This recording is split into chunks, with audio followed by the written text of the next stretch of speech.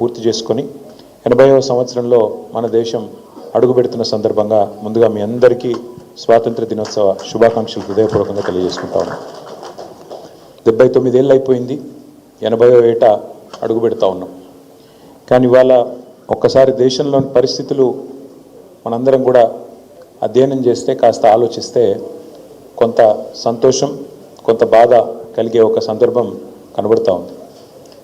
సంతోషం ఏమి అంటే, ఇన్ని వైవిధ్యాలున్న దేశం, ఇన్ని కులాలు, ఇన్ని మతాలు, ఇన్ని వర్గాలు, ఇన్ని భాషలు, ఇన్ని రకాల యాసలు, ఇంత వైవిధ్యభరితమైన దేశం, ప్రపంచంలోనే అతిపెద్ద ప్రజాస్వామ్య దేశం, దాదాపు 150 కోట్ల జనాభా కలిగిన దేశం, 80 ఏళ్ళు మరి ఒక దేశంగా ఇన్ని వైవిధ్యాల మధ్యన, ఇన్ని వైరుధ్యాల మధ్యన కూడా మనగలగడం, ప్రజాస్వామ్యబద్ధంగా ఉండడం అనేది డెఫినెట్గా ఈ దేశంలోని ప్రజల చైతన్యానికి, దేశ ప్రజల పరిణితికి, దేశ ప్రజల విఘ్నతకు నిదర్శనంగా చెప్పక తప్పదు.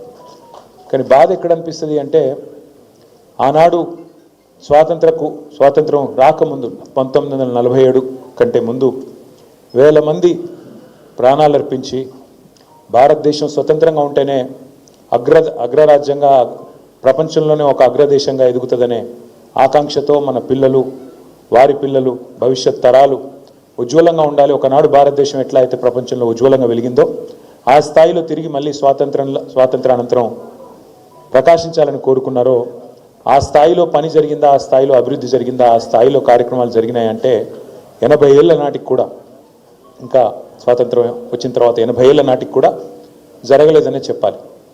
ఎందుకంటే ఈరోజు మనం ఇక్కడ మాట్లాడుకుంటున్న ఈ సందర్భంగా కూడా మన దేశంలో నీళ్లు లేని ఊర్లు, మన దేశంలో రోడ్లు లేని ఊర్లు, కరెంటు లేని ఊర్లు, చదువు లేని పిల్లలు, చదువుకుందామన్నా తపన ఉన్న అవకాశాలు లేని పిల్లలు, ఇట్లా చెప్తూ పోతే ఎన్నో వేల సమస్యలు ఇంకా కూడా భారతదేశంలో ఉన్నాయి. ఒక మాట మనం తిరిగి ఆలోచించుకుంటే, ఎందుకు మరి ఇట్లా ఉంది అని ఆలోచిస్తే, ఒకసారి మననం చేసుకుంటే, ఎందుకంటే స్వాతంత్రం కోసం పోరాడిన ప్రతి ఒక్కరూ ఆశించింది కేవలం స్వాతంత్రం మాత్రమే కాదు. స్వాతంత్రానంతరం దేశం బాగుపడాలి, దేశ ప్రజలు ముందుకు పోవాలి, అందరూ బాగుండాలి, మన పిల్లలు, భవిష్యత్ తరాలు బాగుండాలని కోరుకున్న వాళ్ళు అందరూ కూడా.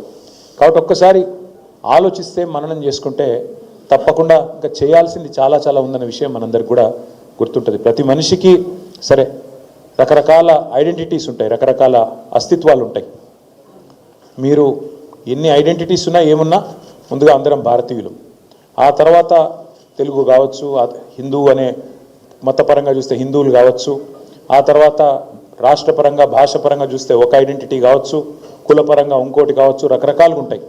కానీ భారతీయత మనందరినీ కలిపి నడుపుతున్నది. భారతీయత, భారతీయుడు అనే ఒక భావం మనందరినీ కూడా ఈ దేశం పట్ల ఉన్న ప్రేమతో ఇవాళ కలిపి నడుపుతూ ఉంది. కానీ బాధ ఎక్కడ అనిపిస్తుంది అంటే, స్వాతంత్రం కోసం ప్రాణాలు అర్పించిన మహానుభావులను ఇవాళ ఉన్న పాలకులు అవమానిస్తూ ఉన్నారు. గాంధీ గారిని పట్టుకొని, మహాత్మా గాంధీని పట్టుకొని ప్రపంచమంతా ఆయనని, ఆయన గొప్పతనాన్ని, ఆయన పోరాటంలోని ఔన్నత్యాన్ని, ఆయన మరణించిన 80 ఏళ్ల తర్వాత కూడా శ్లాఘిస్తూ ఉంటే, ఇవాళ భారతదేశంలో కేంద్ర ప్రభుత్వంలో ఉన్న పాలకులు మాత్రం తెల్లారి లేస్తే ఎట్లా గాంధీ గారిని అవమానించాలి, ఎట్లా గాంధీ గారిని చంపిన వెధవల్ని, టెర్రరిస్టులని ఎట్లా నెత్తిన పెట్టుకొని పూజించాలి అనే దిక్కుమాలిన భావదారిద్రపు పనులు ఇవాళ కూడా చేస్తూ ఉన్నారు. అట్లాగే Pandit Jawaharlal Nehru, first prime minister of India, ఆయనని ఇంకా ఈ రోజు కూడా అవమానిస్తూనే ఉంటారు. అంటే ఈ రకంగా స్వాతంత్రం కోసం పోరాడిన వాళ్ళు, ఏళ్ళకేళ్ళు దశాబ్దాలు జైళ్ళల్లో ఉన్న వాళ్ళని కూడా అవమానించడం అనేది ఏ రకంగా మంచిది ఆలోచన చేయాల్సిన అవసరం కూడా ఉంది.